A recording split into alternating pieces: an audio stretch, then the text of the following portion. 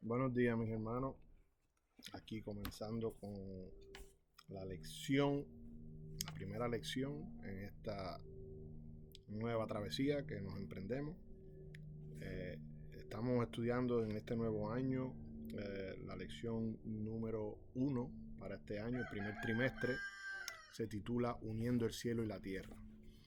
Y más aún para la lección de esta semana, que estamos ya en la lección 4, como pasa el año. Estamos en la lección 4 que se titula Unidad mediante la humildad. Así que vamos a leer el versículo de memoria para esta semana y vamos a seguir repitiendo el versículo todos los días de ahora en adelante. Y entonces pasamos al día miércoles. El versículo para memorizar de esta semana está en Filipenses 2:2 y lee como sigue. Completen mi gozo, tengan el mismo sentir, el mismo amor, unánimes, sintiendo una misma cosa. Hermoso. Vamos a ver a qué se refiere este versículo mientras vamos estudiando el día de hoy y mientras continuamos estudiando la semana. La lección se titula La mente de Cristo. Y nos dice que el famoso boxeador Muhammad Ali dijo en cierta ocasión, soy el más grande. En agosto de 1963, 6 meses antes de ganar el campeonato mundial de boxeo de peso pesado. Incluso lanzó un álbum de discos titulado Yo soy el más grande. Era, sin duda, un gran atleta, pero no un ejemplo a seguir para quien aspira a tener la mente de Cristo. Nos continúa diciendo que por el contrario, Jesús era perfectamente impecable. Aunque fue tentado en todo según nuestra semejanza, dice Hebreos 4:15, nunca pecó, ni siquiera por un pensamiento. Sin embargo, Hebreos 5:8 indica que, aunque era hijo, por lo que padeció, aprendió la obediencia. La sumisión de Jesús a la voluntad del Padre fue siempre perfecta. Nunca hubo un momento en que se rehusara a someterse, aunque sin duda muchas veces no le resultó fácil. La lección nos dice que leamos Filipenses 2 de 5 al 8. Continúa diciendo el texto más poderoso y hermoso de las Escrituras según algunos.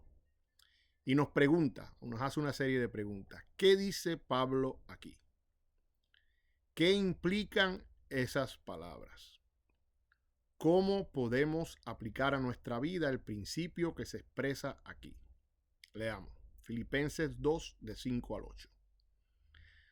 Haya, pues, en vosotros este sentir que hubo también en Cristo Jesús, el cual siendo en forma de Dios, no estimó el ser igual a Dios como cosa a que aferrarse, sino que se despojó a sí mismo, tomando forma de siervo, hecho semejante a los hombres, y estando en la condición de hombre, se humilló a sí mismo, haciéndose obediente hasta la muerte, y muerte de cruz.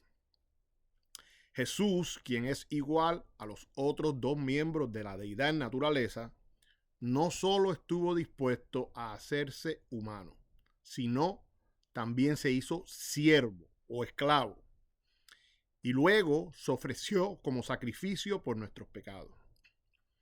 En otro lugar, Pablo dice que se hizo maldición por nosotros, según Gálatas 3:13. Dios nuestro Creador murió en la cruz para ser también nuestro Redentor, y para ello tuvo que convertirse en maldición por nosotros. ¿Cómo podemos entender lo que esto significa? Más aún, ¿cómo podemos tener la misma disposición a humillarnos y sacrificarnos por el bien de los demás? En otro lugar, Jesús dijo, el mayor entre ustedes sea su servidor, porque el que se ensalza será humillado y el que se humilla será ensalzado. En Mateo 23:11 y 12. Esto refleja en muchos sentidos lo que Pablo insta a los creyentes a hacer en Filipenses 2, del 5 al 8. En términos más gráficos y contundentes, Pablo estaba repitiendo aquí lo que había dicho antes acerca de no hacer nada por rivalidad o vanagloria. Filipenses 2:3.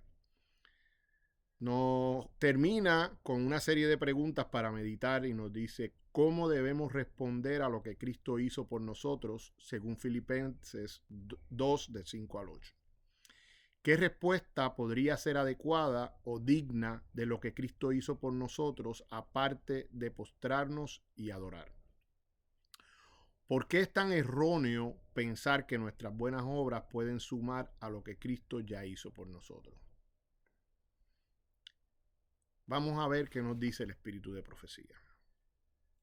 El plan de salvación combina las influencias santas de la luz del pasado y del presente.